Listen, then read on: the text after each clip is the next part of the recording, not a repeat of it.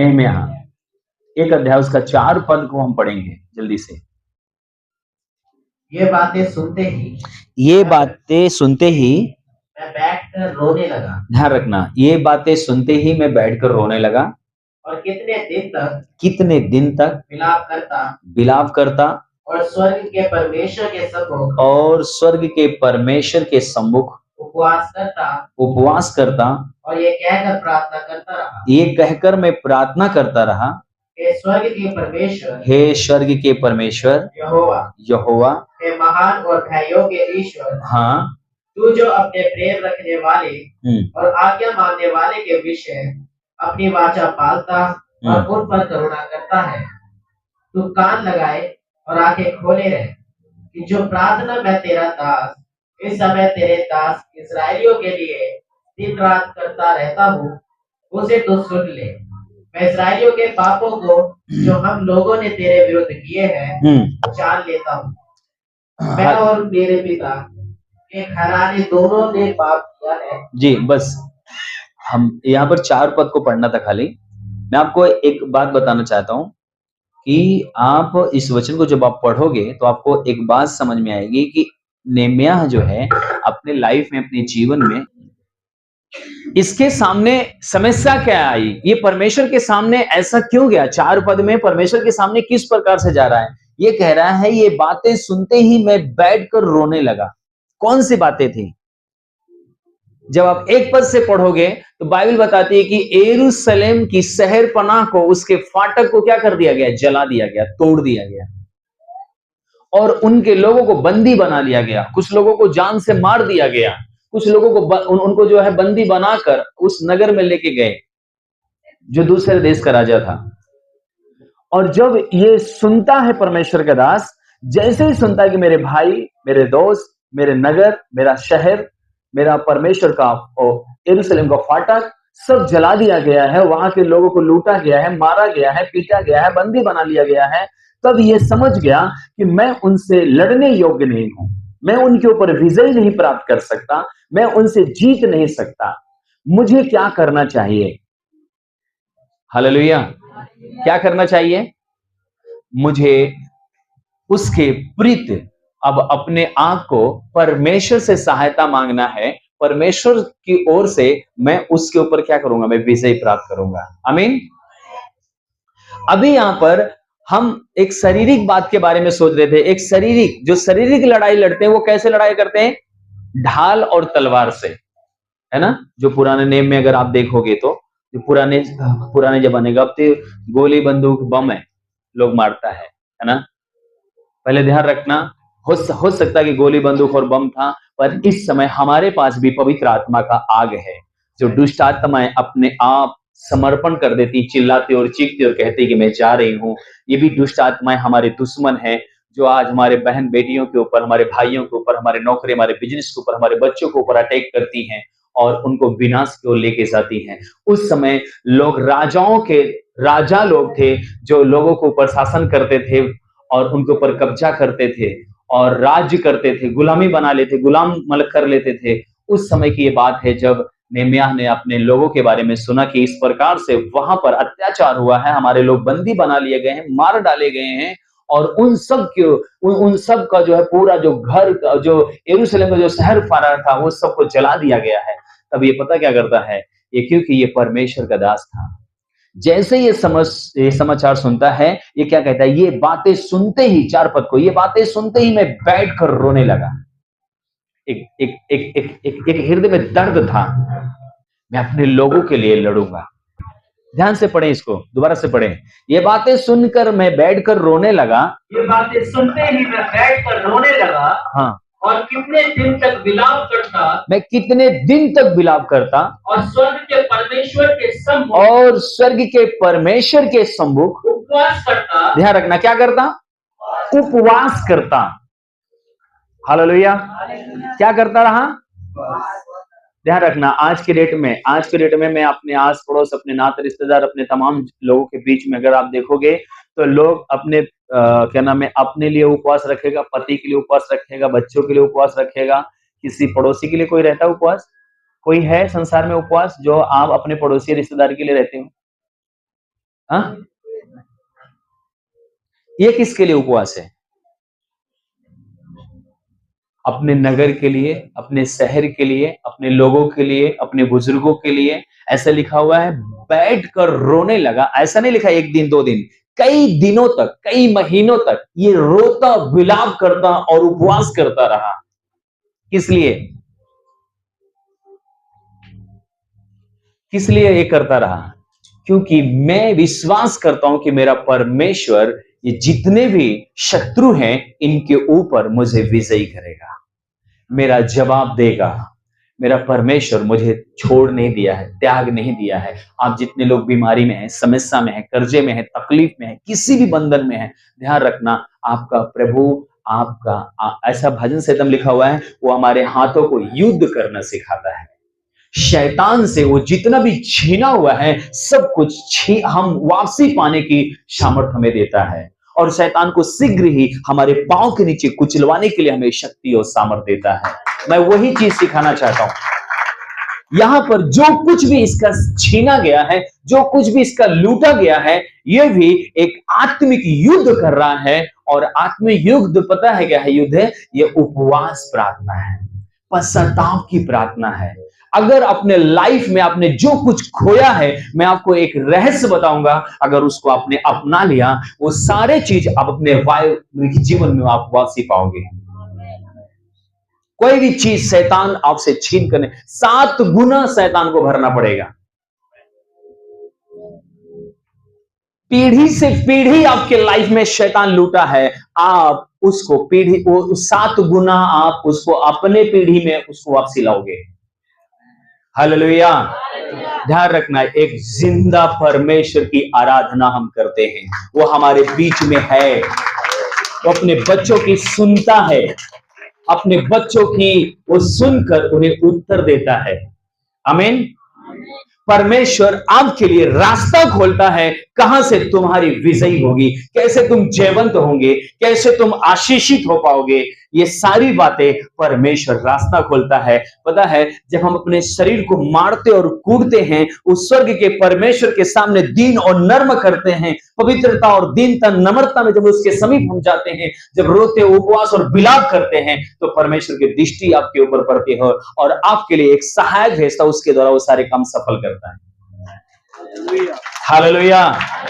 बोलो प्रभु यीशु मसीह की।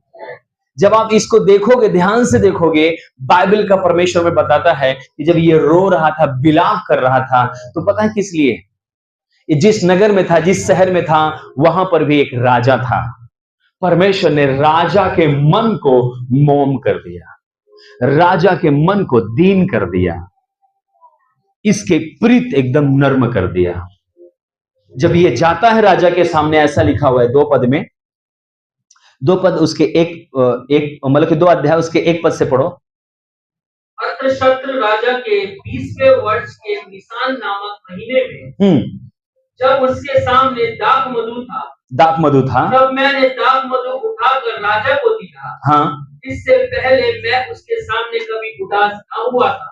इससे पहले ये कभी उदास नहीं हुआ था। फिर तब राजा ने मुझसे पूछा, हाँ, तू तो रोगी नहीं है? तो क्या नहीं है? तू बीमार नहीं है, तू रोगी नहीं है, फिर भी क्या है? फिर तेरा मुंह क्यों उतरा है? उदास क्यों है? जी आगे। ये तो मन ही की उदासी होगी। हाँ। तब मैं अत्यंत डर गया। हाँ। मैंने राजा से कहा, राजा सदा जीवित रहे, जब वह नगर जिसमें मेरे पुरखाओं की कब्रें हैं, ध्यान सुनना, उजाड़ पड़ा है, हाँ, और उसके फाटक जले हुए हैं, जी, तो मेरा मुंह क्यों ना उतरे? क्या बता रहा है? ध्यान रखना, पहले अगर राजा के सामने कोई उदास चला जाता, उसको मरवा देता था राजा। राजा के सामने कोई ऐसा, मतलब उसको क्या बोलते हैं, मतलब उदासी चेहरा, मुंह लटका के नहीं, जैसे कोई नहीं जा सकता। जैसे आज प्रधान के सामने लोग रोते पीते हुए चले जाते हैं, चिल्लाते हुए चले जाते हैं ना, तो प्रधान बोलता क्या हुआ? ऐसे राजा के सामने कोई जाएगा तो उसको उल्टा लटका देते थे। मेरे नगर में किसी भी प्रकार से किसी को दुख नहीं होना चाहिए। हर एक व्यक्ति को आज वो चाहिए, क्या नाम है, आजादी चाहिए। उसको हम क्या बोल सकते हैं, मतलब आनंद चाहिए, मतलब किसी भी चीज की कमी घटी नहीं चाहिए। राजा लोगों को ये मतलब एक घोषणा थी, राजा अब मतलब जो मंत्री या कोई भी चीज रखे थे, जितने भी अधिकारी रखे थे राजा के नीचे जो लोग होते हैं, वो सबका देखभाल करें, किसी के पास कमी, अगर कोई गलती से अगर आ गया तो उनकी भी खैर नहीं थी, जो देखभाल करने वाले इनकी भी खैर नहीं है। और पता है ये इस बात को जब राजा बोला तो तेरे मुंह पे उदासी क्यों है, ये क्या हुआ, ऐसा लिखा, ये डर गया। क्यों डर गया? क्योंकि इसको पता है जो जो इस प्रकार से राजा के सामने आते हैं तो उनको राजा मरवा देता है। हालेलुया। पर पता है ये क्या कर रहा था, उससे पहले क्या कर रहा था, ये उपवास, विलाप, रोना, परमेश्वर के सामने उपवास कर रहा था, रो रहा था, दीनता नम्रता के साथ परमेश्वर के सामने चीख चीख कर प्रार्थना कर रहा था। और बाइबल बताती है कि जब राजा के सामने जब ये पेश हुआ तो उदासी इसकी, क्योंकि इसके अंदर एक हार्ट में दर्द था अपने नगर के, अपने शहर के, अपने लोगों के लिए। इसलिए जब राजा के सामने गया तो राजा ने बोला कि वो उदास क्यों है? तब उसने बोला, मैं क्यों ना उदास रहूं, जिस नगर में मैं था, जहां मैं पला और बढ़ा, जहां पर मैं सारी जिंदगी वहां पर रहा, अच्छा जीवन जिया, वहां पर वो पूरा शहर पनाह उजाड़ पड़ा है। यरूशलेम का शहर पना फाटक जला दिया गया है, मेरे लोगों को बंदी बना लिया गया है, मेरे मेरे बुजुर्गों का कब्र वहां पर है, मुझे क्यों दर्द नहीं होगा? तब राजा ने पता है इसके लिए रास्ता खोला। हालेलुया। बोलो, मेरे लिए स्वर्ग से सहायता आएगी। जो मेरे लिए असंभव है, मेरा परमेश्वर मेरे लिए संभव करेगा। आमीन। मेरा परमेश्वर मेरे लिए संभव करेगा। यहां पर आप इसको जब आप आगे पढ़ोगे 2 अध्याय 3 अध्याय में, बाइबल बताती है कि राजा ने इसके लिए लोग दिए, पैसे दिए, इसके लिए सारी सुविधा किया, ये जाके फिर से यरूशलेम का शहर पड़ा, उसकी फाटक बनवाया, सब कुछ फिर से बेहतर कर दिया। बोलो, उपवास में ताकत है, प्रार्थना में ताकत है। आपकी स्थिति, आपकी हालात बदल जाएगी, 7 गुना परमेश्वर आपको रिटर्न करेगा। आमीन। हालेलुया। एक वचन और देखेंगे, एस्तेर रानी, 4 अध्याय जल्दी से निकालें। राशाखा ठर्रा मामा, एस्तेर 4 अध्याय उसका 16 और 17 पद पढ़िए।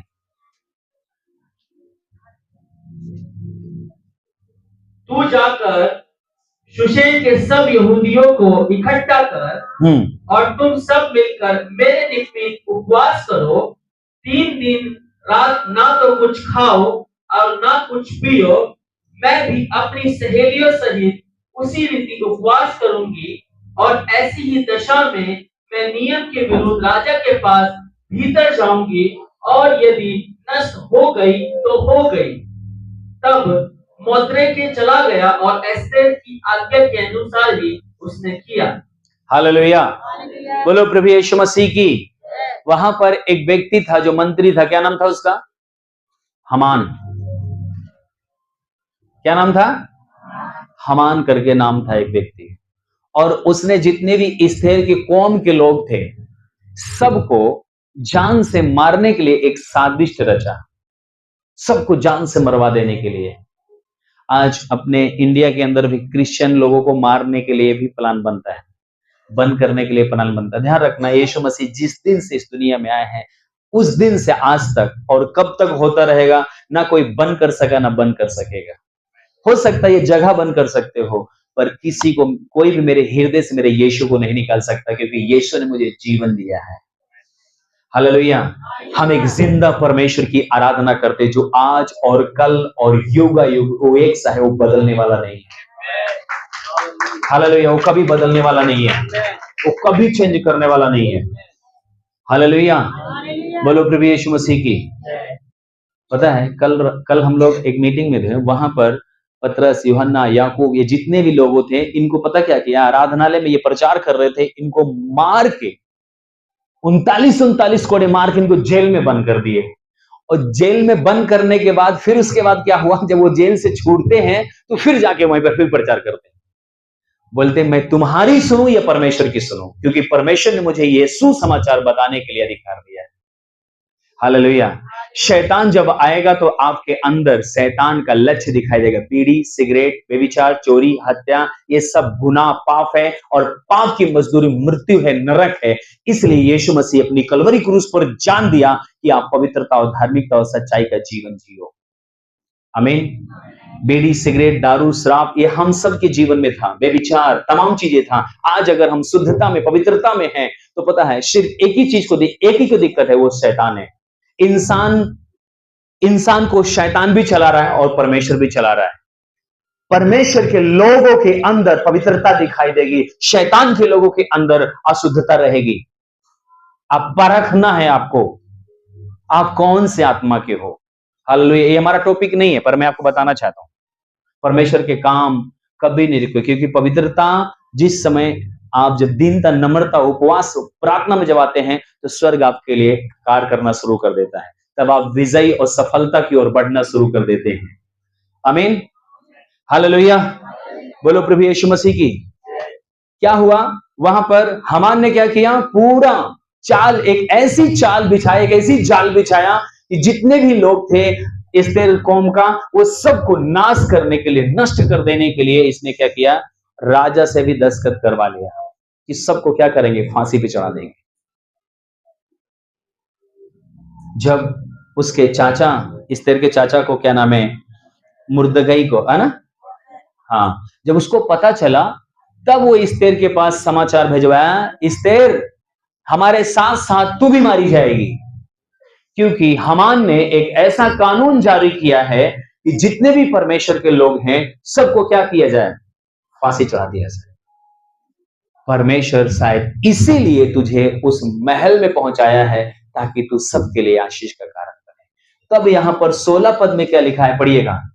तब इस्तेर रानी ने क्या किया? 16 पद को, तू जाकर शूशेन के सब यहूदियों को इकट्ठा कर, सारे यहूदिया लोगों को क्या कर? इकट्ठा कर, और तुम सब मिलकर मेरे निमित्त उपवास करो। तुम सारे लोग मिलकर मेरे निमित्त क्या करो? जोर से बोलो, क्या करो? उपवास करो। और 3 दिन रात ना तो कुछ खाओ। एक मिनट, 3 दिन और 3 ना तो तुम कुछ खाना और ना तो तुम कुछ पीना। हालेलुया। मैं एक बात बताऊं, इधर देखो, अभी हमारा किसान भाई लोग कितना दिन उपवास था, वो मतलब वो क्या बोलते हैं उसको, धरना धरा था ना, 4 महीने से ज्यादा था शायद, सालों भर लगा दिए थे लोगों ने, है ना, काफी समय। हमारे सरकार को कान में जू नहीं पड़ा जाता, पर ध्यान रखना, स्वर्ग का परमेश्वर जब उसके लिए, जब उसके चरणों में बैठोगे उपवास, वो पूरे देश को हिलाकर रख देगा, क्योंकि वो मां के गर्भ में तुम्हारी सुरक्षा, तुम्हारी रक्षा करना जानता है। तुम्हारे आंसू किस लिए बहे हैं उसको भी वो जानता है। यहां पर इस्तेर रानी ने बोला कि जाकर कानून के विरोध में, मैं जो काम करने जा रही हूं वो कानून के विरोध में है, क्योंकि राजा जब तक किसी की ओर अंगूठी ना करे, ऐसे अगर उसके बिगर कोई अगर उसके सामने आ गया तो उसको मरवा देता था। ये इससे पहले क्या हुआ था? राजा के सामने कोई मुंह लटकाकर अगर कोई दुखी होते जाए तो राजा उसको मरवा देता था। पर अभी राजा अगर मेरी ओर अंगूठी ना करे और मैं उसके सामने चली जाऊं उसके विरोध में, तो मुझे मरवा सकता है। पर फिर भी मैं रिस्क लेती हूं, मैं ये कानून के विरोध में मैं रिस्क लेती हूं, फिर भी मैं राजा के सामने जाऊंगी और परमेश्वर से ये, मतलब राजा के सामने ये सारी बात मैं रखूंगी कि मेरे कौम को, मेरे लोगों को जान से मराने के लिए ये कानून बनाया गया है। मेरे लिए क्या करना? मेरे लिए क्या करना? उपवास प्रार्थना करना। हालेलुया। बोलो प्रभु यीशु मसीह की। मैं बताऊं, जब आप उपवास प्रार्थना करते हो तो परमेश्वर सब कुछ बदल देता है। इसीलिए बाइबल कहती है सारी बातें भलाई में क्या होंगी? बोलो, सारी बातें मेरे लिए भलाई में बदल जाएगी। सारी बातें मेरे लिए भलाई में बदल जाएगी। पता है, जब मेरी पत्नी बीमार थी, मैं बीमारी में था, मैं दारू, शराब, गुटखा, बीड़ी, सिगरेट, गांजा, सब गंदे चीजों में था। मुझे नहीं पता है, मैं तो दुखी हो गया, मैंने कहा इसको छोड़ दूंगा, दूसरी लेकर आऊंगा। इतनी बीमार, 32 किलो की हो गई थी। मुझे नहीं पता था कि ये सारी बीमारी मेरे लिए भलाई में बदल जाएगी, सारी चीजें मेरे लिए भलाई में बदल गई। अगर आप बीमार पड़े हो, प्रभु को धन्यवाद दो, क्योंकि सब कुछ बदलने जा रहा है। सारी चीजें आपके लिए भलाई में बदल जाएगी, सारी चीजें भलाई में बदल जाएगी। आमीन, हालेलुया। अगर बीमारी में नहीं जाते तो शायद मैं निरंकारी में नहीं जाता, तांत्रिक के पास नहीं जाता, मजार पे नहीं जाता, दुनिया की जितनी भी जगह लोगों ने बोला वहां गया, पर कोई बोला एक बार यीशु मसीह में जाकर देखो। मैंने कहा ना ना ना, वो देसी नहीं विदेशी परमेश्वर है। हम नहीं जानते थे कि इस दुनिया का मालिक तो एक ही है, वो सबके लिए लहू बहाया है। वो देश विदेश क्या, वो दुनिया उसकी है, पृथ्वी उसकी है, सब कुछ उसका है, वो कहीं भी जन्म ले सकता है। ये हमने बांटा है, ये दिल्ली है, वो यूपी है, वो बिहार है, ये हमने बांटा है। पर उसके लिए क्या है, उसने लिखा हुआ है स्वर्ग मेरा सिंहासन है, पृथ्वी मेरे पांव तले की। अच्छा, पृथ्वी इंडिया की, पाकिस्तान की या कोई भी जगह अलग है क्या? पृथ्वी तो उसी की है, सब जगह वो है। हालेलुया, बोलो प्रभु यीशु मसीह की, बोलो सारी बातें मेरे लिए भलाई में बदल जाएंगी, सारी बातें मेरे लिए भलाई में बदल जाएंगी। आमीन। इसने क्या किया? 3 दिन 3 रात पूरी यहूदी लोगों ने क्या किया? उपवास करा। जब उपवास रखा तो पता क्या हुआ? परमेश्वर ने सब कुछ रात में सब चेंज कर दिया, सब उथल पुथल हो गया। ये जैसे ही राजा के सामने पहुंचती है तो राजा इसको देखकर नाखुश नहीं हुआ, खुश हुआ। बता इससे तू क्यों आई है, क्या बात है? सारी बातें राजा के सामने जब उसने बताया, सारी बातें नहीं बताया, उसके बाद बोला मैं एक भोज देना चाहती हूं राजा को और नमान को, सॉरी हमान को। ये क्या करेंगे मेरे पास, मेरे यहां आएंगे खाना के लिए। हालेलुया। मैं आपको शॉर्ट में बता रहा हूं जल्दी से, क्या करने के लिए आएंगे? खाना खाने के लिए। मेरे पास बहुत सारे वचन है, आप पढ़ लेना इसको, आपको समझ में आ जाएगा, अपने घर पे पढ़ लेना। हालेलुया। जब क्या हुआ, जब हमान को राजा को ये, जब वो क्या नाम है, ये एक भोज जब निमंत्रण मिला तो हमान बड़ा खुश हुआ। पता है तुम्हें, मेरा रुतबा और बढ़ गया। एस्तेर रानी ने किसी को नहीं, मुझे बुलाया है राजा के साथ भोजन करने के लिए। शैतान और खुश हो गया। पता क्या हुआ, जब वहां पर जाता है तो राजा उसको बोलता है, सारी बात जब होने लगती है तब एस्तेर रानी बोलती है, वहां पर अपने अपने वो सारे विषय को रखती है, आज मेरे सामने वो दुख पड़ा है, वो मुसीबत पड़ा है। तो राजा बोलता है तू बता मैं क्या कर सकता हूं तेरे लिए। तब उसने बोला, सारी बात बताया कि मेरे सामने एक ऐसी मुसीबत आई है, अगर जान से नहीं मारे जाते हम लोग तो मैं आपको नहीं बताती, हमको जान से मारने के लिए प्लान बना है, इसलिए मैं आपको बता रही हूं। तब राजा गुस्सा, बोला कौन है ये इस बात को करना चाहता है? बोला हमारे लिए सबको मारने के लिए एक फांसी का फंदा लटकाया गया है और सबको मार डाला जाएगा। ये बोला कौन है? बोला ये तुम्हारे बगल में जो हमान है यही है। तब राजा गुस्सा हो गया। उसके बाद सब कुछ उल्टा हो गया। बोलो सब कुछ उल्टा हो गया। शैतान हमारे विरोध में जितनी भी कल्पना करेगा उसके लिए वो खुद गड्ढे में गिरेगा उसे में। जिस फांसी का फंदा 50 हाथ ऊंचा करवाया था, जिस फांसी का फंदा वो बनवाया था, वो खुद हमान ने जो बनाया था, बाइबल बताते कि परमेश्वर ने उसी को, उस हमान को ही उस फांसी के फंदे पे लटकाया। परमेश्वर ने 3 दिन की प्रार्थना के द्वारा सिर्फ एस्तेर को ही नहीं, पूरे कौम को परमेश्वर ने सुरक्षित बचाया और दुष्ट को खुद फांसी के फंदे पे लटका दिया। उसका धन्यवाद दें प्रभु का। हालेलुया, बोलो प्रभु यीशु मसीह की। आप सोचो, राजा लोगों के पास थोड़ी बहुत नहीं, कई रानियां होती थी। सुलेमान के पास 1000 बीवियां थी और बिगर राजा के आदेश का कोई उसके सामने नहीं जा सकती। ये भी राजा के आदेश के बिगर नहीं आ सकती थी, पर फिर भी अगर कोई गलती से भी गया उसको जान से मरवा देते थे। कोई भी राजा के सामने मुंह लटका के नहीं जाता। पता है, जब आप उपवास प्रार्थना करते हैं, जब आप परमेश्वर के लिए अपने आप को समर्पण करते हैं, तो परमेश्वर आपके लिए युद्ध लड़ता है। बोलो, मेरे लिए युद्ध लड़ता है, मेरे लिए युद्ध लड़ता है। हमें अभी यहाँ पर हम किसके बारे में देख रहे हैं? नमान के बारे में, इस्तेर के बारे में, और क्या नाम है, नम्याह के बारे में। ये दोनों लोगों ने क्या किया? परमेश्वर के कार्य में सफलता को पाया और ये जय को पाया। राजा के द्वारा मदद मिली और ये जयवंत हुए। आमीन, हालेलुया।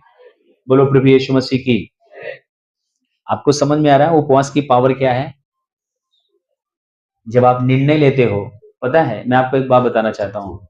आपके सामने कोई भी समस्या, कोई भी तकलीफ, कोई भी बीमारी, कोई भी कलेश, कोई भी चीजें हैं, यीशु मसीह ने बाइबल में अपने वचन में एक बात बोला है। जब चेलों ने एक व्यक्ति के एक व्यक्ति भीड़ में से आया, यीशु मसीह के पास आया, बोला, प्रभु मेरा बेटा कभी आग में कभी पानी में गिर जाता है, इसको मिर्गी आती है और दुष्ट आत्मा इसको नाश करने के लिए इसके पीछे लगी है, और तेरे चेलों के पास मैं लेकर आया और तेरे चेलों ने इस दुष्ट आत्मा को नहीं निकाल पाए। तब यीशु मसीह ने उस दुष्ट आत्मा को डांटा और उस दुष्ट आत्मा उस बच्चे को छोड़कर चली गई। तब यीशु मसीह जब एक अंत में हुए, तब यीशु मसीह के चेले यीशु मसीह के पास गए, बोले, स्वामी हम ये दुष्ट आत्मा को क्यों नहीं निकाल पाए? तब प्रभु यीशु मसीह ने वहां पर उनको एक बात बोला, ये जाति बिगर उपवास प्रार्थना से नहीं निकलती। आपको क्या करना पड़ेगा? उपवास करना पड़ेगा। जब आप उपवास करते हो तो जो आसमानी जो शक्तियां हैं, जो दुष्ट आत्माएं जो आपके आंखों से नहीं दिखती हैं, आप एक तलवार चलाते हो और वो उनकी समझ टूट जाती है।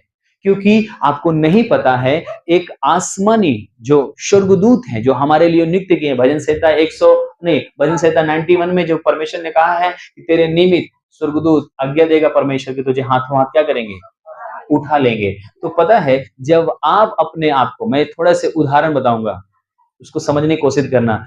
जब आप कोई भी आपके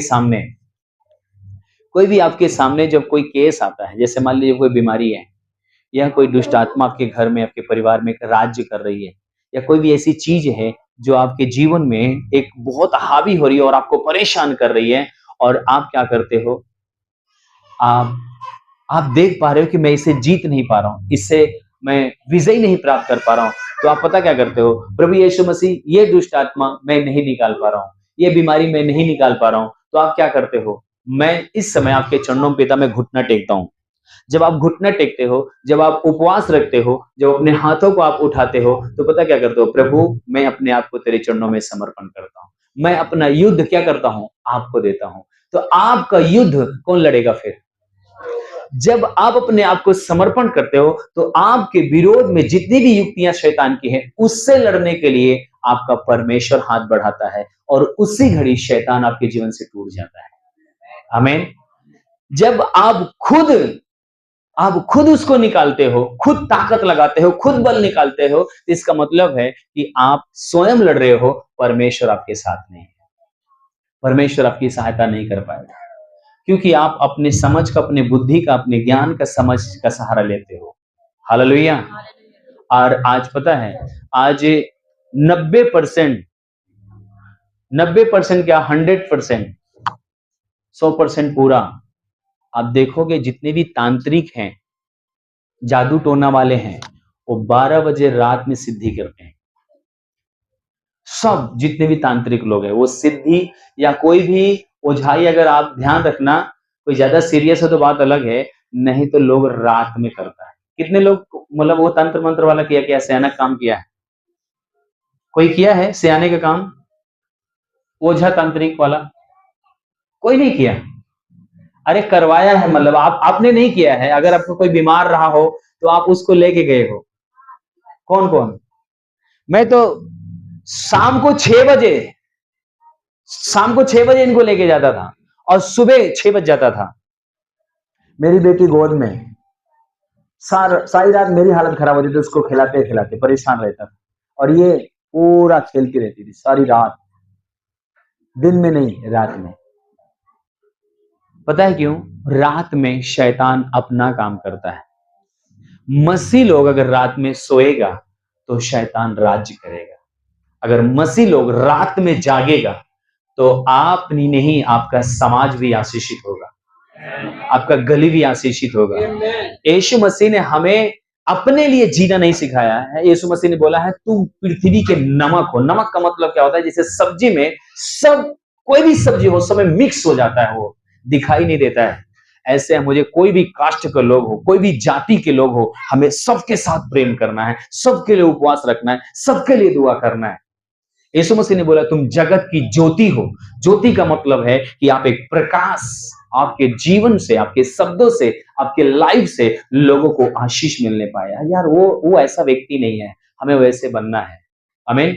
लोग देखे तो क्या बोले, ये परमेश्वर के लोग हैं। इसीलिए यीशु मसीह ने मत्ती क्या नाम है 13:14 में बोला है तुम्हारे भले कामों को देखकर लोग तुम्हारी नहीं, तुम्हारे परमेश्वर की क्या करें, बड़ाई करें। आमीन, हालेलुया। तुम पृथ्वी के क्या हो? नमक हो। नमक सब में मिक्स हो जाता है, मर जाता है, मतलब एकदम अपने आप को खत्म कर देता है। हम सब के लिए हैं। आमीन, हालेलुया। बोलो प्रभु यीशु मसीह की। अभी मैं आपको इस बात के लिए बताना चाहता हूं, सिखाना चाहता हूं इसके बारे में कि परमेश्वर, अभी यहाँ पर हम दो लोगों के बारे में, सिर्फ दो लोगों के बारे में देखा कि पुराने नियम में किस प्रकार से परमेश्वर ने उपवास की प्रार्थना के द्वारा शहर को, गांव को पूरा बचाया है। ध्यान रखना, परमेश्वर सिर्फ मेरे ही परिवार को बचाने के लिए नहीं आया है। यीशु मसीह ये बताना चाहता है यदि तू विश्वास करेगा तो तेरा घराना ही नहीं, पूरा गांव, पूरा शहर आशीष पाएगा। आमीन, हालेलुया। बोलो प्रभु यीशु मसीह की। सभी को बचाने के लिए प्रभु यीशु मसीह आया, एक लोग को बचाने के लिए नहीं आया, एक लोग जयवंत करने के लिए नहीं आया प्रभु ने। आमीन। अगर आप दानियल की पुस्तक देखेंगे, उसका 9 अध्याय 3 पद को देखेंगे तो दानियल क्या करते हैं? तब मैं अपना मुख प्रभु परमेश्वर की ओर करके गिड़गिड़ाहट के साथ प्रार्थना करने लगा और उपवास कर टाट पहिन रात में बैठकर वरदान मांगने लगा। मैंने अपने परमेश्वर यहोवा से इस प्रकार प्रार्थना की और पाप का अंगीकार किया, हे प्रभु तू महान और भय योग्य परमेश्वर है, जो अपने प्रेम रखने और आज्ञा मानने वालों के साथ अपनी वाचा को पूरा करता और करुणा करता रहता है। आमीन। ये क्या करता रहा? 3 से दोबारा पढ़िएगा, ध्यान से समझना इसको। तब मैं अपना मुख प्रभु परमेश्वर की ओर करके गिड़गिड़ाहट के साथ प्रार्थना करने लगा, गिड़गिड़ाहट के साथ प्रार्थना करने लगा और उपवास करके टाट पहन राख में बैठकर वरदान मांगने लगा। अच्छा, ये पुराने नेम में है, नैन आज के डेट में नहीं है, ध्यान रखना। पुराने नेम में ऐसा था। पुराने नेम में कैसे था? जब क्या नाम है आपका निनवा नगर में जो परमेश्वर ने बोला 40 दिन के बाद इस पूरे शहर को, पूरे नगर को परमेश्वर क्या करेगा? उलट देगा, नाश कर देगा इसे। तब जाके इसको परमेश्वर भविष्यवक्ता को भेजता है, तू जा वहां पर प्रचार कर, क्योंकि कोई भी नगर नाश करने से पहले परमेश्वर एक क्या करता है? चेतावनी देता है। कई बार आप किसी का पैसा कोई अगर आपका लिया रहता है तो आपको बोलता है एक बार जाकर कुछ समझा दो, दे देगा तो दे देगा, नहीं तो फिर हम देख लें, मुझसे बुरा कोई नहीं होगा। समझाते भी नहीं एक बार आप। परमेश्वर ने बोला इस निनवे नगर का पूरा जो चाल चलन है, जो हत्या है, जो गुनाह है, जो पाप है, जो बेविचार है, जो चोरी है, ये सब मेरे कानों में सुनाई दिया है। पुरुष के साथ, स्त्री के साथ गलत पाप कर रहा था। आज क्या हो रहा है समाज में? यही हो रहा है। यहाँ पर निनवा नगर में परमेश्वर ने इसको क्या नाम है, क्या नाम था इसका, अरे इसका यूना भविष्यवक्ता को परमेश्वर भेजता है, जाकर उसको बता कि परमेश्वर गुस्सा है और इसको निनवा नगर को क्या करेगा? पलट देगा। पता है, परमेश्वर ने जैसे निनवा नगर में इसको भेजा, परमेश्वर के दास ने जाकर बताया, परमेश्वर के दास के आंखों में गुस्सा देखा कि भाई परमेश्वर इनके द्वारा, परमेश्वर के दास के द्वारा अपने गुस्सा को जाहिर किया है, इसलिए 40 दिन तक वो लोग क्या किया? उपवास किया। यहाँ बाइबल बताती है भेड़ बकरियां, गाय भैंस, बकरी, बिल्ली, वहां पर जो भी कुछ लिखा है देखोगे आप, ध्यान दोगे, वहां छोटे छोटे बच्चे सबको उपवास कर दिया गया। क्यों? परमेश्वर नाश करने पर था। उपवास का मतलब वहां पर जो पुराने नियम में दिखाया गया है कि उपवास जब लोग रखते थे तो पता क्या करते थे? उपवास के साथ पता क्या करते थे? जो उसको क्या बोलते हैं, जो बोरा नहीं होता है, जो चीनी वाला, टाट, है ना, उसको फटा पुरान पूरा, मतलब रजवाड़े के जैसे मैं अच्छा कपड़ा पहना हूं, आप अच्छे कपड़े पहनो, ये कपड़ा निकाल कर, मेकअप निकाल कर, मुकुट निकाल कर, राजा सब कुछ पूरी रीत से, पूरा जो चूल्हे की राख होती है, राख मल कर पूरा अपने आप को राख वो टाट ओढ़ कर रोने लगा, अपने आप को दीन करने लगा। प्रभु हम मनमानी कर रहे थे, प्रभु हम पश्चाताप कर रहे थे, प्रभु मतलब हम पश्चाताप करते हैं, हम विचार कर रहे थे, गुनाह कर रहे थे, आपकी आज्ञा के विरोध जीवन जी रहे थे, प्रभु हमें माफ करें। पूरा ये लोग सब छोटे छोटे बच्चे को लेकर उपवास बैठा गया, राख मला गया, टाट ओढ़ा गया, ये छाती पी के परमेश्वर ने एक ऐसी हवा चलाई, पूरे नगर को बख्श दिया, नाश नहीं किया। परमेश्वर दयालु है, आपके उपवास की प्रार्थना को जानता है। मैं आपको उसी दिशा में लेकर जाना चाहता हूं कि जब मैं और आप जब हफ्ता दिन, जब अभी पिछले हफ्ते में कितने लोग उपवास में थे 7 दिन के लिए, कितने लोग उपवास में थे? आपकी कोई गवाही है? 7 दिन के उपवास में आपने कुछ अनुभव किया? कोई अनुभव है आप लोग का? पीछे बनाबास आपको कितना देर करते थे प्रार्थना? पहले कितना करते थे? अभी कितना कर रहे हो? प्रार्थना कर रहे हो वही काम करके? प्रभु की स्तुति। और कौन कह रहे थे? उधर दिखाओ क्या हुआ था। हाँ, और कोई छुटकारा मिला आपको? हाँ, आनंद चेहरे पे था? अभी है? ये किसकी ताकत है? कोई पास्टर आपके ऊपर हाथ रख के दुआ किया? जब आप उपवास रखते हो तो पता क्या होता है, आप जैसे क्या नाम है, इस कमरे के अंदर पूरा वायरिंग है ना, वायरिंग हो गई है और कनेक्शन नहीं है लाइट का। जब कनेक्शन होता है तो पूरा बल्ब जल जाता है। पता है, जब आप उपवास रखते हो, उपवास का मतलब क्या है? 3-4 लोग आओ मेरे पास, 3-4 लोग जल्दी से भाग के आओ। पता है, जब इंसान अपने लाइफ में क्या करता है, जब पूरा एकदम फिट रहता है ना, अपने आप को बिल्कुल सही, नौकरी, मोबाइल, फेसबुक, व्हाट्सएप, तमाम चीजें के साथ कनेक्ट रहता है। कुछ गलत नंबर है लड़कियों का, लड़कों का, कुछ दोस्त हैं ऐसे जो उनके साथ संबंध अब्बे तब्बे यार। पता है, जब मसीह में आने के बाद आप पाप के लिए मर जाते हैं। पाप अब्बे तब्बे किसी को नहीं बोल सकते। आपको मुझे नहीं बोलना चाहिए, मैं बोल दे रहा हूं आपको, मैं सिखाने के लिए। क्यों पता है? क्योंकि आपका कनेक्शन किसी और के साथ नहीं है, सर्वशक्तिमान परमेश्वर सृष्टिकर्ता के साथ है। आमीन। इन तमाम चीजों की ओर आप व्यस्त हैं और ये तमाम आपकी शरीर नेचुरल हर एक चीज को ग्रहण करना चाहती है। फेसबुक पे बहुत सारी ऐसे वीडियो हैं, यूट्यूब पे ऐसे वीडियो हैं, दोस्त ऐसे कुछ हैं जो उनके शब्द ऐसे हैं जो आपकी शरीर मांगती है, उसको खुराक मांगती है। पता है, मैं कई बार समझाया, जब आप गाली देते हो तो शैतान को भोजन दे रहे हो, जब आप बेविचार करते हो तो शैतान को खाना दे रहे हो, मीट चिकन दे रहे हो, बढ़िया चीज दे रहे हो उसको। जब आप चोरी करते हो तो और बेहतर चीज दे रहे हो, खूब मोटा कर रहे हो शैतान को, क्योंकि आपको पकड़ के नरक लेके जाएगा अच्छी तरह से। किसी भी लड़की के साथ गलत संबंध है तो आप शैतान को खाना दे रहे हो। आप नहीं, आपकी पीढ़ी तक तबाह होने के लिए तैयार हो रही है। आपके बच्चे नंगे के जीवन जिएंगे। नंगे के जीवन पता है, अच्छे कपड़े तो पहनेंगे, अच्छे घर में रहेंगे, पर सुकून का जीवन नहीं जिएंगे। हत्या क्यों करते लोग? बड़े बड़े लोग क्यों? कारण है, शैतान उनके अंदर काम कर रहा है, वो विवश है। पता है, जब उपवास रखते हैं, उपवास का मतलब है मैं इसके साथ वास नहीं करूंगा, मैं इसके साथ वास नहीं करूंगा, मैं इसके साथ नहीं, फेसबुक, यूट्यूब, दोस्त, लड़की, किसी के साथ वास नहीं करूंगा, सिर्फ मैं सर्वशक्तिमान परमेश्वर के साथ वास करूंगा। ये सारे कनेक्शन क्या होंगे? टूट जाएंगे, स्वर्ग की सामर्थ्य आएगी और मेरा जीवन आलोकित होता जाएगा। जो गड़बड़े रिश्ते हैं, पता है, सब सही होना शुरू होंगे। जो कर्जे हैं वो टूटना शुरू होंगे, बीमारी जाना शुरू करेगी।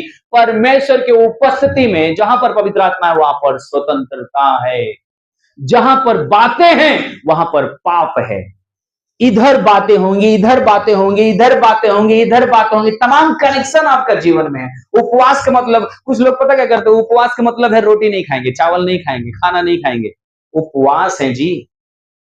संसार के लोग तो बड़ा भयानक उपवास रखते हैं, फल भी खाते हैं, एक पता नहीं कौन सा वो आटा आ गया, वो आटा भी खाते हैं, नमक आ गया, नमक भी खाते हैं। क्या उपवास है?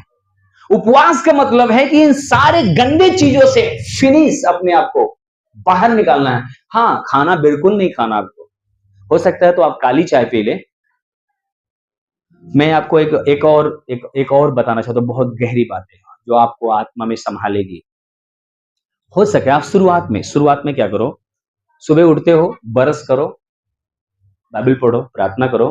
हो सकता है 12 बजे, 1 बजे, 11 बजे, 2 बजे, जितना आप कर सको, पानी, चाय, कॉफी, कोई भी चीज मत लो, पानी तक भी मत पियो, जितना बर्दाश्त कर सको, 11 बजे तक, 12 बजे तक, 1 बजे तक। अगर आप रोज ऐसा करना शुरू करते हैं उपवास के दिनों में, शुरुआत में ऐसे, तो पता क्या होगा, आप फिर उसको पूरा दिन करने की कोशिश करो। तो उसको दिन कोशिश करोगे ना, मैं आपको बता रहा हूं, मैं टीचिंग क्यों दे रहा हूं आपको इसके बारे में, क्योंकि मैं आपको स्थिर करना चाहता हूं, मजबूत करना चाहता हूं, पिलर की तरह। कितना भी तूफान आए, आप हिलने वाले नहीं रहोगे, क्योंकि आपका कनेक्शन परमेश्वर के साथ है। आमीन। यीशु मसीह ने भीड़ को नहीं, 11 को तैयार किया, पूरे देश को हिला दिया, पूरे विश्व को हिला दिया उन्होंने। हालेलुया। क्योंकि आपका कनेक्शन, ये सारी चीज अपने आप कट जाएगा। जब आप इधर पता है आप क्या कर रहे हो, अपने शरीर को क्या कर रहे हो, आप कंट्रोल में लेकर आ रहे हो।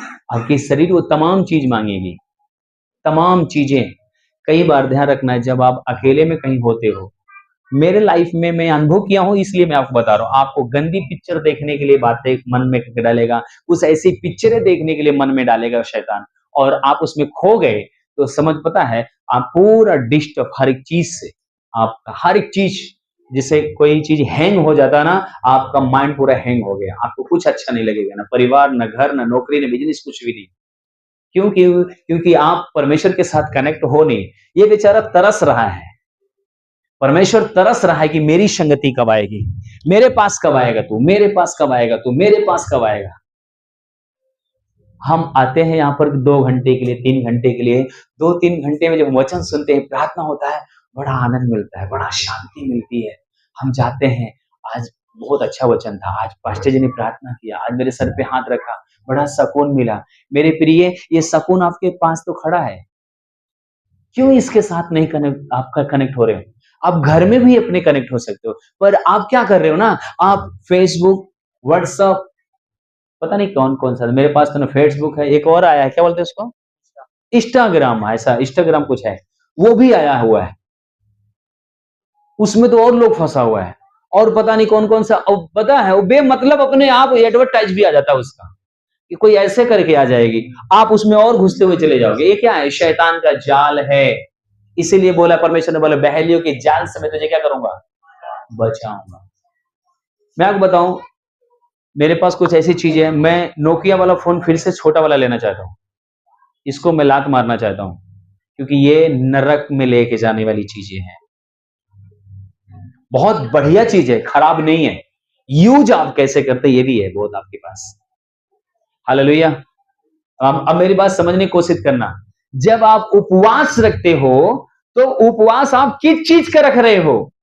पास्टर जी ने बोला उपवास, हाँ, आज से दाल चावल मीट मछली नहीं खाएंगे, इसके लिए उपवास तो है ही आपका, पर इसके साथ साथ पड़ोसी से बात करना, ऐसा नहीं करना कि दुश्मनी करना है, बात करना उनसे, में फालतू नहीं करना है, समय जितना पड़ोसी के चाहिए उतना देना है, मोबाइल का जितना समय है, किसी से जरूरी काम है, बात करो, स्विच ऑफ कर दो उसको, जब आप प्रार्थना बैठ रहे हो, कनेक्शन खत्म कर दो, कनेक्शन बिल्कुल खत्म। जब आप पति पत्नी बात करते हो, सारा कनेक्शन खत्म कर देते हो आप, समझने की कोशिश करना आप। वैसे ही संसार के साथ जब मोबाइल बंद करते हो, आपका रिश्ता खत्म हो जाता है। कई बार आप प्रार्थना में बैठते हो, कई ऐसे फोन आते हैं जो आपको डिस्टर्ब कर देता है। बहुत सारी चीजें हैं जो आप क्या करते हो, उनको उनके साथ वास नहीं करना है मुझे। अब किसके साथ वास करना मुझे? परमेश्वर के साथ। जब आप परमेश्वर के साथ जब वास करोगे, घंटा 2 घंटा जब ये कनेक्ट हो जाएगा तो क्या, जब आप परमेश्वर के साथ जब आप बात करते हो तो पता क्या होगा, शैतान कोशिश करेगा जरूर, पर ये कभी नहीं छोड़ेगा आपको, ये आपका हाथ पकड़ेगा। कई बार हम अपने मम्मी पापा का पता है, ये उंगली पकड़ के चलते हैं, ये उंगली पकड़ के चलते हैं ना, कई बार ये वाली उंगली पकड़ के चलते हैं। अच्छा, ये उंगली पकड़ के चलेंगे या ये उंगली पकड़ के चलेंगे तो आपको आपको क्या लगता है, ये उंगली छूट नहीं सकती हमसे? जब ये उंगली हम पकड़ के चलते हैं तब हम खोने का डर रहता है, क्योंकि मेरा हाथ छोटा है, पापा का उंगली मोटी है। जब पापा मेरा हाथ पकड़ लेगा तब क्या होगा, हम नहीं गिरेंगे, नहीं खोएंगे, नहीं गिरेंगे। परमेश्वर को अपने आप को दे दो कि प्रभु आप मुझे पकड़ लो। हम ये उंगली पकड़ने का मतलब है, सो के उठे, प्रभु यीशु मसीह आपका धन्यवाद, सही रात आपने जगाया, आपने नौकरी किया, मुझे देखभाल किया, आपका धन्यवाद। खाना खाने जा रहे, प्रभु यीशु मसीह के नाम से खाना आशीषित हो। हम उंगली पकड़े हुए, संडे के दिन चर्च जा रहे हैं, उंगली पकड़े हैं। अभी हम पूरी रीत से परमेश्वर के चरणों में नहीं बैठे हैं, मोबाइल का गला नहीं दबाए हैं, तमाम चीजों के साथ हमारा कनेक्शन है। भूल जाइए थोड़ा देर के लिए, आपके माइंड सूजे हुए हैं, उसको सही होने दीजिए। हालेलुया, बोलो प्रभु यीशु मसीह की। कुछ लोग बोलते हैं भैया नौकरी है, बिजनेस है, क्या करें? हाँ, क्यों नहीं। मैं आपको बताऊं, कोई ऐसा बंदा है जो 12-1 बजे के पहले सोता है?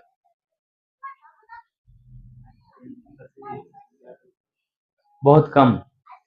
जिसके पास ये खपाचा है ना, कजरौटा, ये सोने नहीं देता है लोगों को।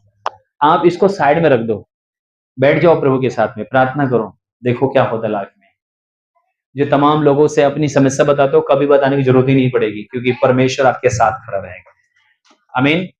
आपको उपवास कैसे रखोगे आप? अभी इस्तेर ने कैसे उपवास रखा?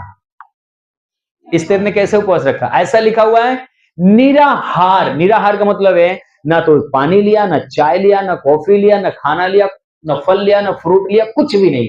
उसने निराहार 1 दिन नहीं, 2 दिन नहीं, 3 दिन रखा, और परमेश्वर ने पूरा जितना भी उसके विरुद्ध में षड्यंत्र था सब कुछ उल्टा कर दिया। जिस गड्ढे में खोदा गया था, वो गड्ढे में शैतान को उल्टा लाके डाल दिया। वो परमेश्वर है आपका। आप किसके सामने जा रहे हो ये ध्यान देना। ये जितने भी यार दोस्त हैं, जितने भी मित्र हैं, एक भी आपके सामने नहीं खड़े दिखाई देंगे जब आपके ऊपर मुसीबतें आएंगी, पर ये हमेशा आपके साथ रहेंगे। इसीलिए ना तो कभी छोड़ूंगा, ना तो कभी तुझे मैं त्याग दूंगा। आमीन, हालेलुया। नेहम्याह ने क्या किया था? नेहम्याह ने प्रार्थना किया था कि प्रभु जब मैं राजा के सामने जाऊं तो राजा मेरा हेल्प करे। और वो जब जाता है तो राजा पूछता है तेरी मुंह में उदासी क्यों है? तू तो हमेशा हंसता रहता था, हमेशा खुश रहता था, क्यों उदास है? उसने बोला कि मेरा शहरपना जल चुका है, मेरे लोग बंधुआई में चले गए, मैं क्यों ना रोऊं, क्यों ना मैं विलाप करूं। तब परमेश्वर ने उसके मन में डाला इसका मदद कर। फिर राजा ने बोला जाओ इसके साथ सिपाही को भेजा, सारी जरूरतें दिया। फिर से परमेश्वर ने यरूशलेम की शहरपना को तैयार किया। हालेलुया। जितना भी आपका यरूशलेम की शहरपना टूटा हुआ परमेश्वर बना देगा, बेहतर कर देगा। पति पत्नी का रिश्ता टूटा हुआ है, बच्चे के साथ आपका रिश्ता टूटा हुआ है, आपकी कंपनी में रिश्ता टूटा हुआ है, आपके बिजनेस में गड़बड़ी है, परमेश्वर ही सही करने वाला परमेश्वर है। आपके रिश्ते में खटास है, सब कुछ गड़बड़ी है, प्रभु सही करेगा। आमीन। आप उसके चरणों में बैठ जाओ, बस बैठ जाओ। फेसबुक लोग बैठ जाओ। हालेलुया, बोलो प्रभु यीशु मसीह की। अभी किसका दामन आप पकड़ेंगे? किसके साथ आप कनेक्ट होंगे? यीशु मसीह ने नए नियम में एक जगह एक बात बोला है, नए नियम में मत्ती रचित सुसमाचार निकालना जल्दी से, हम लोग प्रार्थना में भी जाएंगे। मत्ती 6 अध्याय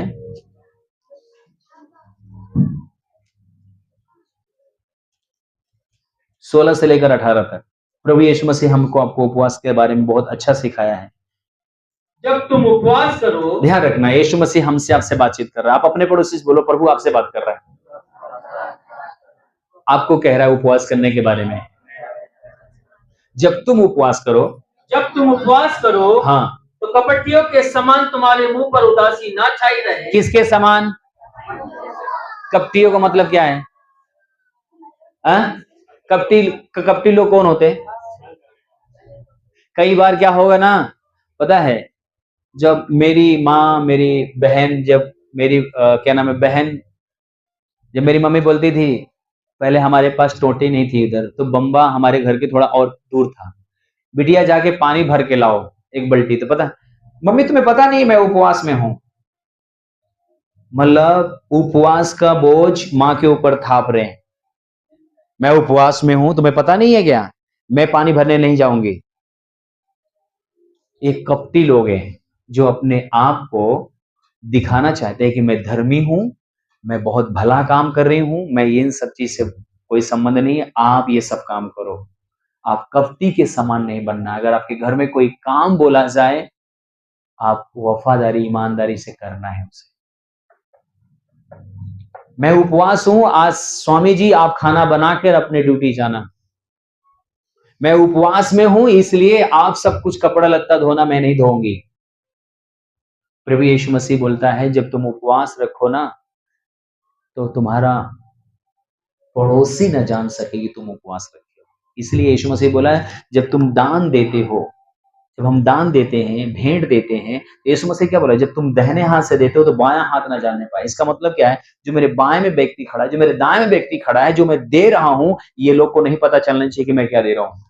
क्योंकि जब मैं दान दे रहा हूं, मैं 1 रुपए दे रहा हूं या 10,000 रुपए दे रहा हूं, इसका प्रतिफल ये दोनों नहीं देंगे, मेरा प्रतिफल देने वाला मेरा प्रभु है। आमीन। जब तुम उपवास करो तो कपटियों के समान ना करो, क्योंकि तुम्हारा जो उपवास का मतलब है कि आप परमेश्वर के साथ कनेक्ट हो रहे हो। किसके साथ कनेक्ट हो रहे हो? परमेश्वर के साथ कनेक्ट हो रहे हो। आप उससे प्रतिफल पाने के लिए, उससे आशीष पाने के लिए आप उपवास रह रहे हो, ना कि किसी व्यक्ति से। किसी को जाहिर मत करो, किसी को मत बताओ। आगे पढ़ो। क्योंकि वे अपने मुंह बनाए रहते हैं, क्योंकि अपने वो मुंह क्या रखते हैं?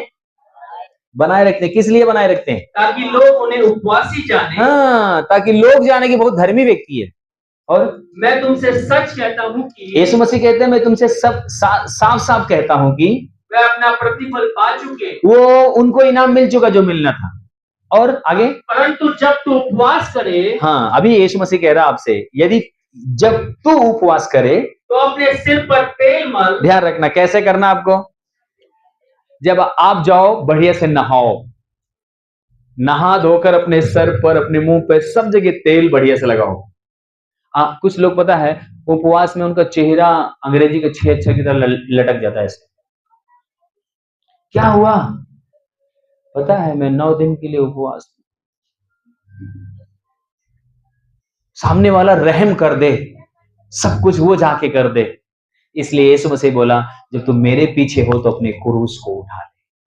क्रूस को उठाने का मतलब है कि आप खुद अपने बोझ को उठाना है, ना कि अपने पड़ोसी के लिए बोलना है। आप अपना क्रूस उठाना है। आमीन। अपना बोझ उठाना है, अपना खाना खुद बनाना है, अपना बिस्तर खुद लाना है, अपना कपड़ा खुद धोना है, अपने घर की जिम्मेदारी खुद उठाना है। आमीन। जब तू उपवास करे, नहा धो, मुंह तेल मल और मुंह धो, ताकि लोग नहीं, परंतु ताकि लोग नहीं, आपका परमेश्वर जाने, जो गुप्त में है, जो तुझे नहीं दिखाई देता है, तुझे उपवासी जाने। तब वो तुझे उपवासी जाने। इस दशा में तेरा पिता, इस दशा में तेरा परमेश्वर, जो गुप्त में देखता है, जो तुझे दिखाई नहीं देता, तुझे गुप्त में देखता है, तुझे वो प्रतिफल देगा। क्या देगा? प्रतिफल, मतलब उसकी आशीष तुम्हें दिखाई देगा। तुम उसकी आशीष को देखने पाओगे, उसकी बरकत को देखने पाओगे कि परमेश्वर की ओर से ये आशीषें हैं। आमीन। हालेलुया। और हालेलुया, बोलो प्रभु यीशु मसीह की। अभी उपवास कैसे रखोगे आप? अच्छा, किसी के पास उपवास के बारे में कोई सवाल है क्या? कुछ लोग बाद में फोन करके बोलते हैं, उपवास का कोई सवाल है, नहीं समझ में आया आपको? जी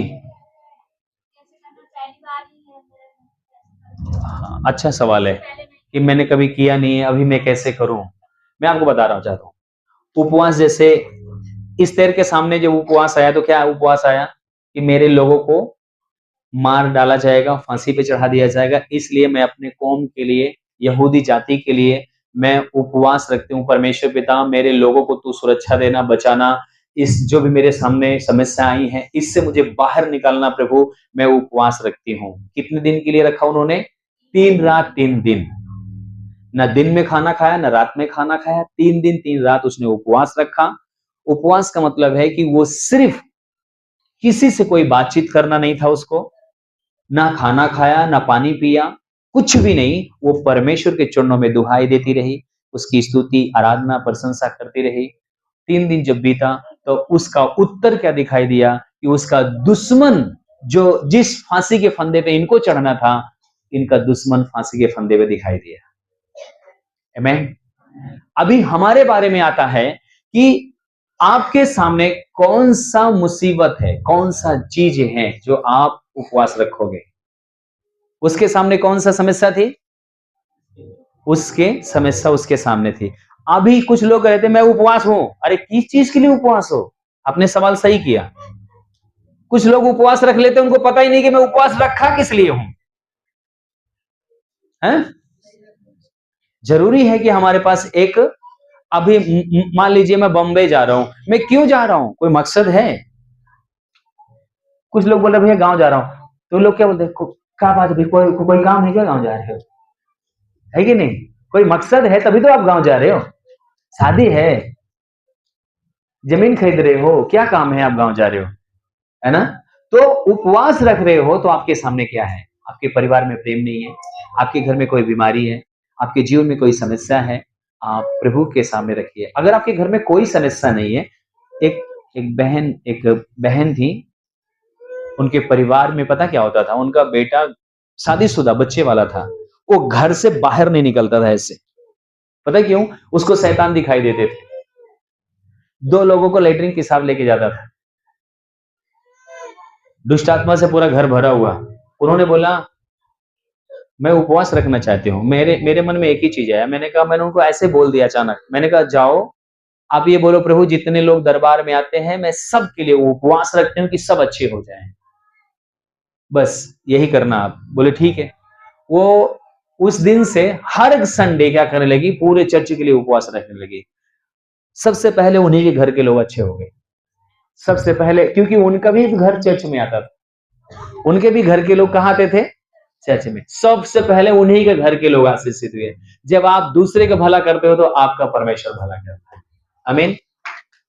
जब आप उपवास रखते हो तो आपके पास कोई एक क्या नाम है, मतलब एक वो होना चाहिए विषय, कोई विषय है आपका, आप जानते हो, कोई समस्या है, कोई तकलीफ है। जब आप उपवास रखते हो तो जैसे कि हम सोकर उठते हैं, तो मुझे नहीं पता कि आप क्या करते हो। जब मेरा उपवास है तो मैं सो के उठता हूँ, मैं प्रभु को गुड मॉर्निंग, प्रभु आपका धन्यवाद, आपने अच्छी नींद दिया मुझे। आई लव यू जीसस, प्रभु मैं आपसे प्यार करता हूँ, आपका धन्यवाद मुझे आशीष दिया। मतलब मैंने उसको प्यार किया, उसको जैसे लड़की को पसंद करने के लिए, लड़के को पसंद करने के लिए लोग बहुत डायलॉग मारता है, मैं अपने प्रभु को पसंद करने के लिए बहुत डायलॉग मारता हूँ। हम उसको डायलॉग नहीं बोल सकते, हम उसको दिल से प्यार करते हैं, इसलिए हम बोलते हैं। आमीन, हालेलुया। ये तो मेरा एक प्रेम है प्रभु से कि मैं प्रभु को क्या बोलता हूँ। ठीक है, जब हम उठते हैं तो प्रभु से कहते हैं, प्रभु यीशु मसीह आज का दिन मैं उपवास रखता हूँ। जैसे मैं उदाहरण के रूप में, प्रभु मेरी पत्नी बीमार है, मैं अपनी पत्नी के लिए उपवास रखता हूँ कि परमेश्वर, मैं कितने बजे तक? 6 बजे तक, शाम को 6 बजे तक या 7 बजे तक या 9 बजे तक, ये आपके ऊपर है कि आप कितने बजे समय आप निकाल पाएंगे। मैं उपवास रखता हूँ। उपवास का आज जब मैंने उपवास कर लिया तो हो सकता है कि मैं एक आध काली चाय पी लिया। ठीक है, काली चाय पी लिया अगर मेरे दिल हुआ, या मेरी इच्छा है कि मैं न चाय पीऊंगा, ना पानी पीऊंगा, ना खाना खाऊंगा, कुछ भी नहीं करूंगा, मैं 6 बजे तक बिल्कुल निराहार रहूंगा, ये मेरी इच्छा है। अगर आपकी इच्छा है तो निराहार रह सकते हो, आपकी इच्छा है तो प्रभु मैं एक चाय एक कॉफी पी सकता हूँ। ठीक है, और फेसबुक, मोबाइल, इन सब चीजों से मैं दूर रहूंगा। गाली गलौज नहीं करूंगा, लड़ाई नहीं करूंगा, बदतमीजी नहीं करूंगा, चोरी नहीं करूंगा। मतलब आप जब मसीह में आते हैं तो आपके अंदर ऑलरेडी ये नेचर आ जाता है कि आप पाप से बाहर आ जाते हो। आमीन। जब आप, हो सकता है अगर आप काम करने वाले हो, क्योंकि हम सब ड्यूटी करने वाले हैं, हम सब कहीं ना कहीं नौकरी करने वाले हैं। अगर हो सकता है अगर आप नौकरी नहीं करते हैं तो आपका जो प्रतिदिन का काम है वो काम कर लो। जैसे आपका कपड़ा लत्ता हो गया, खाना पीना हो गया, आप उपवास हो, आपके बच्चे नहीं है, आपके पति नहीं है, तो उनके उनके लिए आप खाना पीना बनाकर उसके बाद आपके पास जो समय बचता है वो समय हो सकता है अगर आप पढ़ें तो बहुत अच्छी बात है, आप बाइबल पढ़ो, प्रभु के चरणों में एक दो स्तुति करो, प्रार्थना करो, जो भी आपको हो सकता है अपने पड़ोस के लिए, अपने गांव के लिए, अपने शहर के लिए, अपने देश के लिए, सारी चीजों के लिए आप उपवास प्रार्थना में आप आपका मतलब क्या है कि सिर्फ आप उपवास हैं तो किसके साथ वास रखने के लिए? अभी मैंने क्या बोला? ये सारे का वास छोड़कर हम किसके साथ वास करेंगे? परमेश्वर। मतलब हमारा रिश्ता इन सब चीज से मैं तोड़ रहा हूं अभी इनके साथ बैठने के लिए। हम क्यों क्यों कहते हैं कि आओ हम एक हफ्ते का उपवास रखते हैं, 40 दिन के लिए उपवास रखते हैं। अगर आपको याद हो तो यीशु मसीह जैसे पानी से बपतिस्मा लिया, जब पानी से बाहर आया तो आवाज आती है, ये मेरा प्रिय पुत्र है, मैं इससे अति प्रसन्न हूं। और परमेश्वर का आत्मा उसे कहां ले जाता है? जंगल में। जंगल में किस लिए ले गया? 40 दिन और 40 रात यीशु मसीह क्या रहा? निराहार रहा, उपवास, कोई खाना नहीं, कोई पीना नहीं, कुछ नहीं, वो पूरा निराहार रहा। और 40 दिन के बाद जब आता है तो बाइबल बताती है कि उसकी परीक्षा हुआ, पर परीक्षा के बाद हम देख पाते हैं कि लंगड़े को चला रहा है, मुर्दे को जिला रहा है, अद्भुत अद्भुत काम हो रहा है। क्यों? क्योंकि वो ना मौसी के यहाँ, ना चाची के यहाँ, ना चाचा के यहाँ, ना दोस्त के यहाँ, ना रिश्तेदार के यहाँ, किसी से कोई मतलब नहीं। 40 दिन 40 रात वो सिर्फ अपने परमेश्वर के साथ रहा। ऐसा नहीं है कि उपवास करने के बाद 40 दिन के आने के बाद वो परमेश्वर के साथ रिश्ता खत्म कर दिया, ऐसा भी नहीं था। वो परमेश्वर के साथ ही चलता रहा। आपका भी हमारा भी, जैसे मतलब आपने उपवास रखा 6 बजे तक, 6 बजे के बाद आप क्या करते हैं? जब 6 बजे के बाद आपको क्या करना है? फिर से आप प्रभु के चरणों में बैठना है, प्रार्थना करना है, प्रभु यीशु मसीह आपका धन्यवाद, मैं प्रतीति करता हूं, मैं क्या करता हूं? विश्वास करता हूं कि जो मैंने भी प्रार्थना किया है आपने मेरी प्रार्थना का उत्तर दे दिया है, मैं विश्वास कर रहा हूं। और जब आप विश्वास के साथ आप कहते हो प्रभु यीशु मसीह मैं इस उपवास को मैं छुड़ाता हूं, मैं तोड़ता हूं, उसके बाद आप जो भी आपकी इच्छा करें, ऐसा नहीं है कि आप मीट नहीं खा सकते, मछली नहीं खा सकते, मुर्गा नहीं खा सकते, जो भी आपका दिल करे, क्योंकि आपने क्या किया? सुबह से लेकर शाम तक प्रभु के साथ अच्छा रिश्ता रखा, उपवास रखा। उपवास के बाद आप कोई भी खाना खा सकते हो, ऐसा बाइबल हमें सिखाती है। जो आपका दिल करता है, जो परमेश्वर आपको अगुवाई करता है, ऐसा अगर आप मीट नहीं खाते बहुत अच्छी बात है, खाते हो उससे भी अच्छी बात है, नहीं खाते हो तो भी अच्छी बात है, कोई कोई बुराई नहीं है, ठीक है। ऐसा नहीं है कि आप पवित्र हो गए, आपको उपवास टूट गया, नहीं, आप आराम से, कोई दिक्कत नहीं, आप कुछ भी खा सकते हो। जैसे आपने पूछा नहीं फिर भी मैंने बता दिया। कुछ लोग के अंदर सवाल रहता है, अच्छा उपवास रख के हम मीट खाएं कि ना खाएं? अरे खा लीजिए ना, क्या दिक्कत है आपको? आपकी शरीर में जाएगा, सुबह साफ हो जाएगा। हालेलुया, बोलो प्रभु यीशु मसीह की। सबसे बड़ी चीज है आपका मन साफ करना, आपका दिमाग साफ करना। कुछ लोगों को मैं देखता हूं कि उपवास रखते हैं, बीड़ी खींचते हैं, तमाकुल पीते हैं, तमाकुल खाते हैं, ये क्या है? आपका मन हृदय चंगा नहीं है, शुद्ध नहीं है, पवित्र नहीं है। हालेलुया, बोलो प्रभु यीशु मसीह की। बीमारी, रोग आपके शरीर से तो ऐसे जाएगा कि आप जैसे कपड़े को झाड़ते हो, जिस समय आप प्रभु के साथ अच्छा कनेक्शन कर लेते हो, अच्छा रिश्ता आपको हो जाता है तो।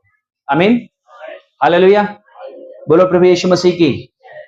आपको समझ में आ गया? किसी को कोई और सवाल है उपवास के बारे में?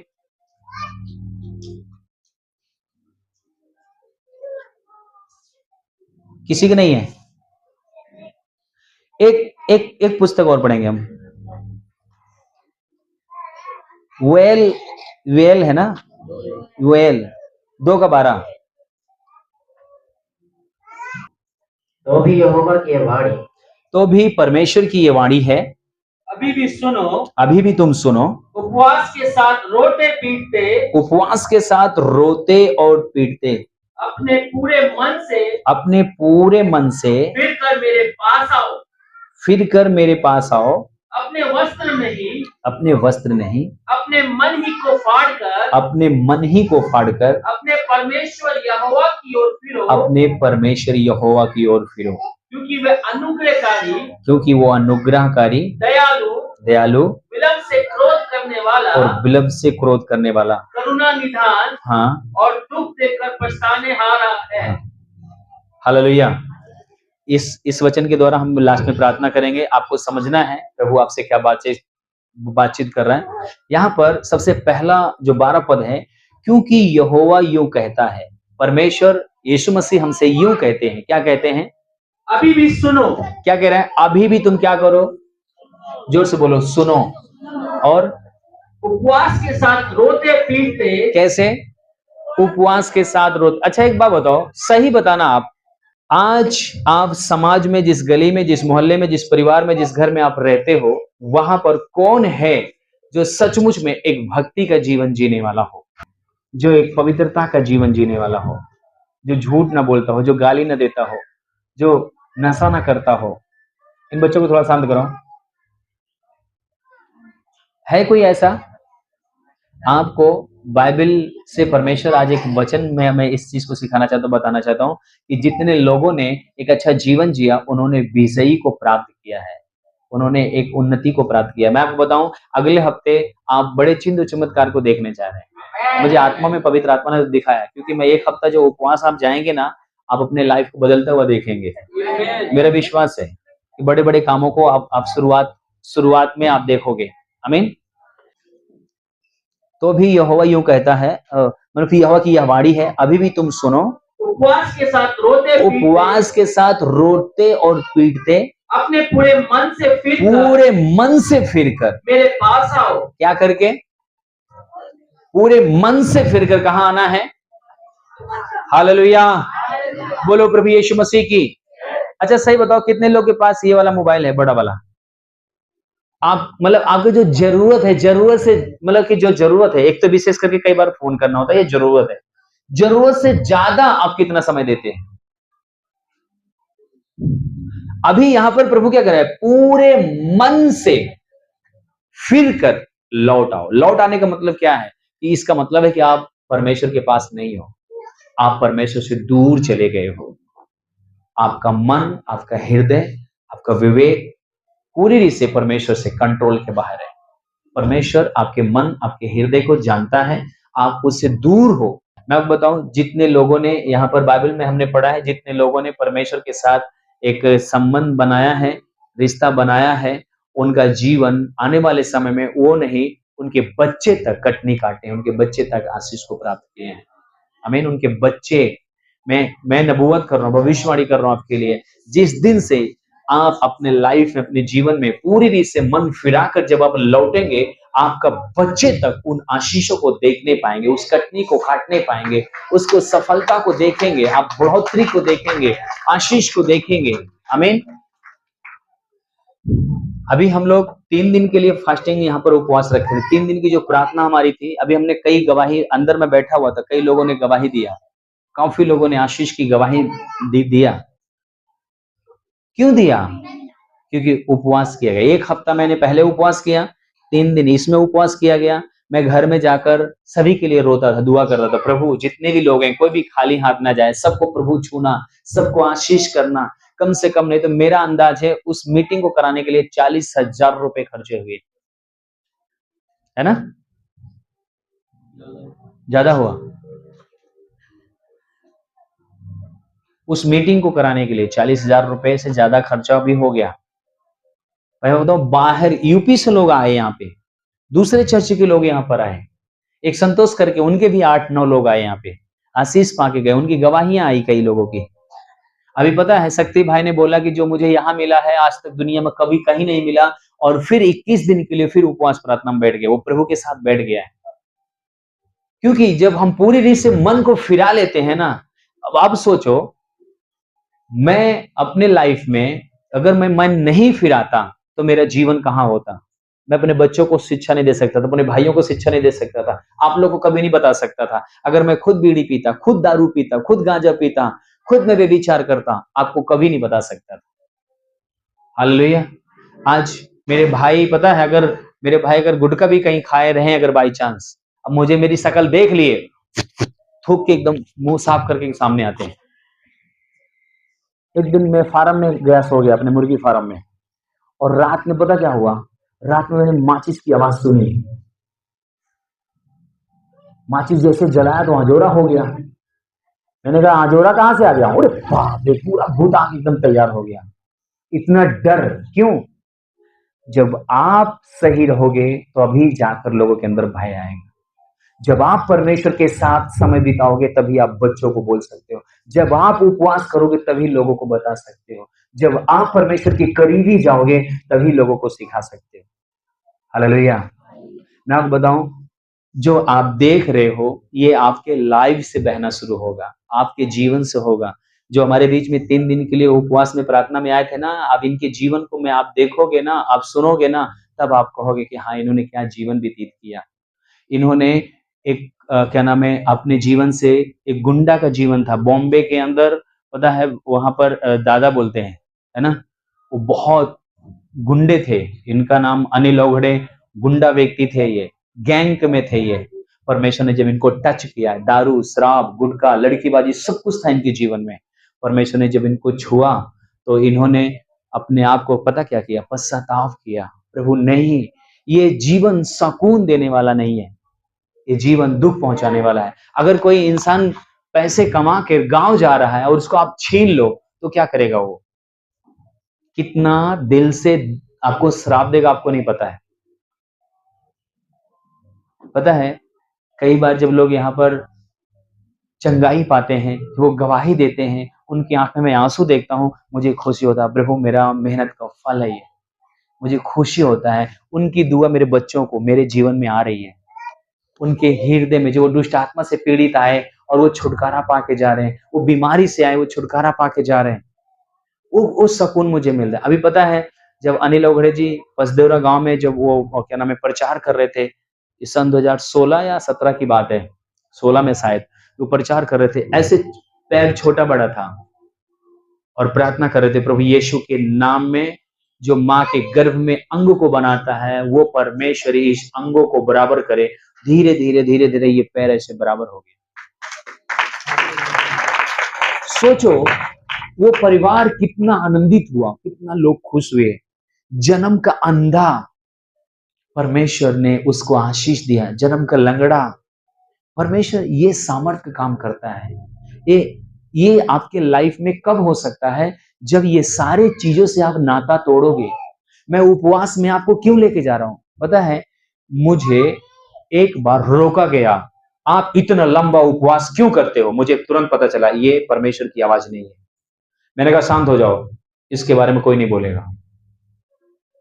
मुझे पता है मुझे पवित्र आत्मा ने क्या बोला। मैं लोगों को उस दिशा में लेके जाऊंगा, उनका परमेश्वर के साथ कनेक्ट कराऊंगा, तब उनका जीवन बदलेगा। आमीन। जिस दिन अभी पता है बहुत से आप सच्चे दिल से आप हाथ रख के दिल पे बोलना, बहन लोग आप अपने पति का प्रेम नहीं पा रहे हो, भाई लोग अपने पत्नी का प्रेम नहीं पा रहे। जो सचमुच में एक प्रेम होना चाहिए। बाइबल क्या सिखाती है? बाइबल क्या बताती है? बाइबल बताती है नर में से नारी निकाली गई, वो मेरी हड्डी की हड्डी है, मेरे मांस की मांस है। वो मेरे समान, जैसे मैं अपने शरीर के देह के प्यार करता हूं वैसे वो मुझसे प्यार करने वाली हो, और जैसे मैं अपने शरीर के प्यार करता हूं वैसे मैं उससे प्यार करूं। आज पता है रिश्ता क्यों गड़बड़ है? क्योंकि शैतान बीच में घुसा हुआ है। हम परमेश्वर को समय नहीं दे रहे हैं, क्योंकि जब परमेश्वर हमारे घर में, परमेश्वर हमारे उपस्थिति में, परमेश्वर हमारे जीवन में काम करेगा, सब कुछ बदल जाएगा। मैं बहुत लोगों को देखता हूँ बाइबल में पढ़ रहे हैं, वचन पढ़ रहे हैं, सब कुछ आ रहे हैं, संगति आ रहे हैं, पर उनका हमेशा फोन आता है, भैया ये परेशानी, भैया ये दिक्कत है, भैया ये समस्या है। क्यों समस्या है आपको? क्या कारण है? क्योंकि आपने कभी भी प्रभु का आदर नहीं दिया, कभी भी प्रभु के साथ रिश्ता सही से नहीं रखा। आपने उन चीजों के साथ रिश्ता रखा है जिनकी आपकी जरूरत नहीं है। हालेलुया, बोलो प्रभु यीशु मसीह की। आपको क्या रखना है? आपको उपवास पूरी रीत से 7 दिन के लिए अपने आप को परमेश्वर के चरणों में देना है कि परमेश्वर मैं अपने जीवन आपको दे रहा हूं। आमीन। जब आप ऐसा करते हैं, आप एक बड़े प्रतिफल को आप अपने लाइफ में देखने चाह रहे हैं, एक बड़ी आशीष को देखने चाह रहे हैं। मेरे साथ एक प्रार्थना करेंगे, हम उसके बाद आपको उस प्रार्थना में सामने मतलब उपवास में लेके जाना चाहेंगे और आपके लिए दुआ करेंगे, क्योंकि समय हमें इजाजत नहीं दे रहा है। हालेलुया। आप सब कोई खड़े हो सकते हैं अपने स्थान पे।